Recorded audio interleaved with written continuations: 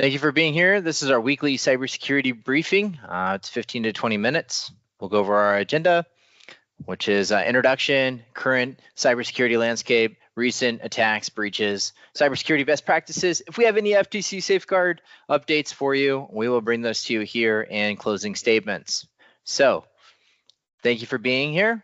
We appreciate your attendance today to better educate yourself in regard to what's currently happening in the cybersecurity landscape and how it can better protect your business, whether you own it, middle management, or you say, hey, I just show up, I work here, they said I should check it out. We're glad you're here. If you have any questions throughout this presentation, we say email us at hello@rethinksecure.com. This presentation is only going to be about 15, 20 minutes to get you the information you need and to get you back to work. So who are we? I'm Vandernet. I am Garrett. I'm the CEO here at Vandernet. As you know, things change and cyber attacks have just been going way up. So we're a cybersecurity consulting and solutions provider. We say that we enable your business to grow securely, reclaim your time, and outsmart your competition. And we do that through providing better value, faster outcomes, and stronger protections. We're focused on the financial services world, accounting, and wealth management spaces. Those are the entities that we protect day in and day out. So, current cybersecurity landscape, we cover the latest trends, threats, developments in cybersecurity with a focus on how they impact you. And so one of the things that has been developing over the last week or so, it was the recent discovery of 2.9 billion records, including social security numbers stolen in the data hack, and what to know. So we're going to go to that article. I'm going to pull it up. And it says that enormous amount of social security numbers and other sensitive information for millions of people could be in the hands of hacking groups after a data breach and may have been released on the online marketplace. The Los Angeles Times reported this week, and so this article was written on the 15th, so Monday or yesterday. I believe it, I was first alerted about it, I think Friday or Monday. And a numerous amount of social security numbers and other sensitive information. The hacking group, US DoD, claimed that it allegedly stolen personal records of 2.9 billion people. Billion. That's a lot. That is a lot of people from the National Public Data. According to the class action lawsuit filed, the U.S. District Court in Fort Lauderdale, Florida, reported by Bloomberg Law, the breach was believed to have happened in around April 24th, according to the lawsuit. And it says, here's what we know about the alleged breach. It says the class action lawsuit is saying that stolen 277.1 gig of files, including names, addresses, histories, relatives, and social security numbers, dating back to at least 3 decades. 3 decades. That's a lot of social security numbers. And like we said, 2.9 billion people. This is massive. And it has implications of all the 2.9 billion people, could be you, could be me, of that identity that was stolen. It says that according to the cybersecurity expert on X, the 2.9 billion records for citizens of the US, UK, Canada are being sold for $3.5 million. Since the information was posted for sale in April, others have released different copies of the data according to Cybersecurity Technology News website. The implications of a breach is significant. And that's what this says is like, you as a citizen or you as an employee of an organization, if your data has been released, it's extremely important that you're putting security measures in place to protect your identity. If modern banking technology or modern proof of who you are is your social security number or your date of birth, we have to rethink these things. We have to ask ourselves, what are good modern ways to authenticate people so we understand that is really who they are and not some cyber criminal. This is changing because hackers have probably more copies of your social security number or your date of birth than you have yourself. So we have to safeguard that information. And so I highly recommend you today to reach out to Experian, Equifax, TransUnion, and you need to be sending out HR notifications throughout your entire companies to have your employees protect their identity. Assume your identity has been compromised. Now, what do? The best thing you can do right now is to go to an Experian, Equifax, and TransUnion's website and freeze your credit. So that way, people, when they try, these hackers trying to spin up fake entities in your name, fake bank accounts in your name, trying to get loans in your name, they will come to a roadblock when your credit is frozen. So reach out, freeze your credit, do that today. And there's many other services that you can subscribe to, or you could have your employees know about, that can monitor their credit to look for fraudulent activity. I just say freeze it. Freeze it. If you're not actively using it, freeze it. There's no reason for you to have it available to be called upon or used. And if that was the case, then you can go there and unfreeze it temporarily while you're doing whatever transaction deal you have going on, and then refreeze it. So protect your business, protect you, protect your employees. Tell them to freeze their credit if they're not actively utilizing it. And make sure they have a credit monitoring service. Dave Ramsey recommends one as well. So you can just Google Dave Ramsey credit monitoring service and find that, and that would be helpful for you. All right, let's get back to things, shall we? So recent cyber attacks and breaches, analysis of notable cyber attacks, data breaches, highlighting key takeaways and lessons learned. So DEF CON, like we talked about it last week, it was funny because Las Vegas reported like a high alert for cybercrime in town because all the hackers were in town. So you're going to have increased cybercrime or potential cyber hacking or malicious, or maybe not a malicious. A lot of times, like even hackers, even white hackers, gray hackers, they're just curious. They're just curious. They're just very curious about what they can access, what they can get into. So they alerted all of their citizens and put a cybercrime alert high during DEF CON. And so one of the things that came out of DEF CON's where hackers get together and then they reveal hacking, like ways that they can hack products or hack technology to be able to achieve a malicious outcome. Typically, I mean, that's really the only reason I believe that people hack, unless you're a nation state government, that's why you're hacking. But I mean, maybe in a nation state government situation, you could consider that fraudulent or like criminal behavior in some aspects, depending upon what you're trying to achieve. But typically hacking's in a negative light, not usually curious, hey, I figured this out, or I found this vulnerability and you should be aware of it. It's typically negative. But at DEF CON, whether it's negative, good guys, bad guys, they all come together and they show how cool they are by showing holes in specific technology and how it can be compromised. So at DEF CON, somebody came and was talking about a vulnerability inside the web browser.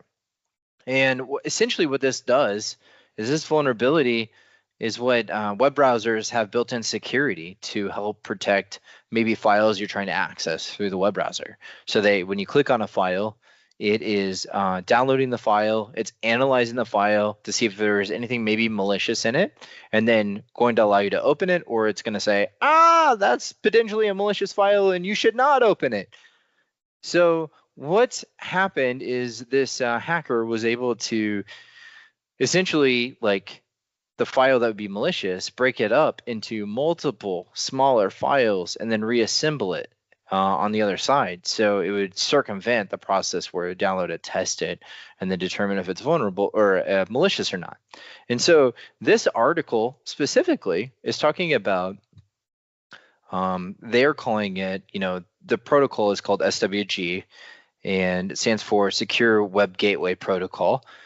And what they're essentially saying is they figured out a way to make the browser think it's a bunch of files, and then they're able to reconnect it and then use it against you. And there's no fix for this. So just reiterating through this process why it's so important that you're careful about what you do on the internet. Just my company this week got a W-9 request from a vendor and just asking, hey, we're trying to keep our updates, records up to date, and we need an up-to-date W-9 on your company. So do you think our company, like, yeah, it came through as a PDF, said W-9, so they downloaded the template and included it in the email so we could fill out and get it back to them? Well, we've done business with these people in the past. They're current active potential customer of another entity we have. And so we just reached out to them. We didn't open the PDF. We just reached out to them and said, hey, did you intentionally reach out to send us this PDF? And so they verified, yes, we did. We're trying to keep our records updated. So we sent them our copy of our W-9 that was valid and up to date. So no matter if you think that you've done business with them before, just be suspicious. Like teach a culture in your entity to be suspicious. Reach out to them verbally and verify, not from the phone number on the signature of the email. Go to your contacts, your phone number for that entity, and then call and verify. So next, we're going to talk about cybercriminal duo attracts FBI notice by spending big and living large. So Russian hackers, they acquire a lot of money, and guess where they decide to come to? They're like, hey, I think we're going to retire. I think we're going to live pretty big. So check this out. This is pretty interesting. So cybercriminal duo FBI notices big spend and living large. So cybercriminals are, the FBI is now identifying cybercriminals by unusual financial behavior. So it says Russian and Kazakhstan nationals were charged with conspiracy for trafficking in unauthorized access devices and possession of 15 or more unauthorized access devices. It says that these individuals, the duo, arrived in Florida and requested an asylum from authorities, which was ultimately granted by the Department of Homeland Security. Soon after, however, they began to display an unusually lavish lifestyle, such as opening bank accounts and depositing $50,000, spending $110 cash on a new car, and renting a luxurious house, all without appearing to be employed. So it's pretty interesting that now the FBI is now leaning into unusual financial behavior, as maybe these are potential hackers. And maybe we need to look a little bit into it. It says this activity prompted an investigation by the FBI, and it discovered that the two individuals were involved in the dark web on a platform called WWH Club. And so now they're facing criminal charges for hacking and where they generated revenue and stole information. So now, note to self, if you create cyber crimes, don't be so lavish in your living and spending. Otherwise, you're going to tip off the authorities pretty quick. I think I remember going to the bank a few years ago, and they were like, anything over $2,000 that you would withdraw in cash out of your bank account, we have to let the IRS know about it. And so I can only imagine coming to the States, tons of money coming into my account, and then lavish spending. You're going to tip off somebody, maybe not the people you want to tip off. So they're catching on to this and being able to act much faster. All right.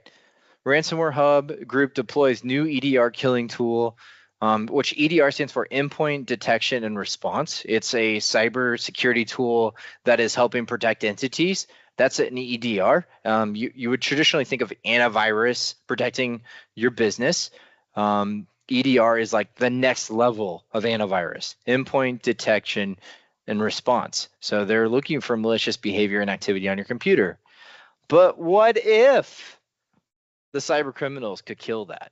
What if all of a sudden they had the ability to turn that off, and then they can do whatever they want? And that is exactly what is happening in this article. We're not going to spend a whole lot of time on it because it's pretty technical and complicated, but we are going to try to visit it here for a second. This is Cybercriminal Group, RansomHub has been observed using a new tool designed to terminate endpoint detection and response, EDR software, on compromising hosts, joining like similar programs, and then there's lists of similar program names. Essentially, the recommendation out of this is if you don't have a modern EDR product that has the ability to turn on this feature called tamper protection, which simply means it employs additional security measures that would inhibit a cyber criminal from turning it off. They have to go through advanced steps, like some of our tools require a specific key that you can only get out of the keys portal to turn it off, or you have to put it into a specific mode and then have the key to turn off the ability for it to do what it's supposed to do. If your EDR product doesn't have that enabled, many times these EDR products deploy, like you can deploy that software, and by default, it doesn't have tamper protection mode enabled. So make sure that you are ensuring that that is the case and that that is getting turned on in your organization. Otherwise, you could fall victim to the same situation. Cybersecurity best practices. Today, I want to make you think. I want to ask a specific question of when you look at employing cybersecurity inside your organization, would you rather have the cost of a breach or the cost of prevention? And a lot of people don't understand yet. We're seeing a lot of trending, a lot of education, and a lot of people are catching on now. And we are having more and more conversations in regard to cybersecurity, why it's important that you partner with the correct partner that has the right controls in place that can help protect your entity. But historically, people that don't invest in cost of prevention, they're now dealing with the cost of a breach. And so a single data breach can cost more than the investment in a comprehensive cybersecurity strategy. And I think the key here is comprehensive cybersecurity strategy. Like we talked about in time past, you can have an IT department or or an outside provider that's doing your IT. But the problem is 88% of existing IT people today are not qualified to implement cybersecurity controls, which is why it says the investment in a comprehensive cybersecurity strategy is extremely important. So, are you willing to gamble with the financial health of your company? Because it is. You're literally gambling. And when it comes to the cost of a breach, you're gambling against the house. And what do they always say? The house always wins. So, which means you're not in a good situation if that's the case. And we're starting to see insurance carriers require more for your organization. So, truly run the cost of what it would be if you had a breach to the cost of prevention. You're like, well, I have no clue what it would cost me if I were to have a breach. Which leads me to my next thing. Let's have a conversation about it. Because we have the ability through a cybersecurity risk assessment to examine your organization and come up with some number of what a breach potentially will cost your organization. So, would you rather have a breach or would you rather have proactive prevention or strategy, comprehensive cybersecurity strategy to mitigate that problem? Let's have a conversation. You can email dkn@vandernet.io. You can go to bit.ly/rethinksecured, and we're going to give you a free 15-minute cybersecurity strategy session where we're just going to talk to you about your business and the cybersecurity that you think you may have in place. But we would love to do a cybersecurity risk assessment on your organization to help you understand what that risk actually looks like, so you can make an informed decision of would you prefer a breach or preventative measures to helping secure your organization. And when I say preventative measures, it's not a matter of if you're going to get hacked, it's a matter of when you're going to get hacked. And do you want just a product that's installed on your computer, or do you want a comprehensive plan where it can be identified, isolated, contained, and treated? Let's talk. Thank you for being here. Cybersecurity is a growing problem. Cyber attacks are going way up. And that's why we do these cyber briefings, trying to keep them between 15 to 20 minutes to get you the information you need and to get you back to work. We are glad you're here, and we'll see you next week. Thank you very much.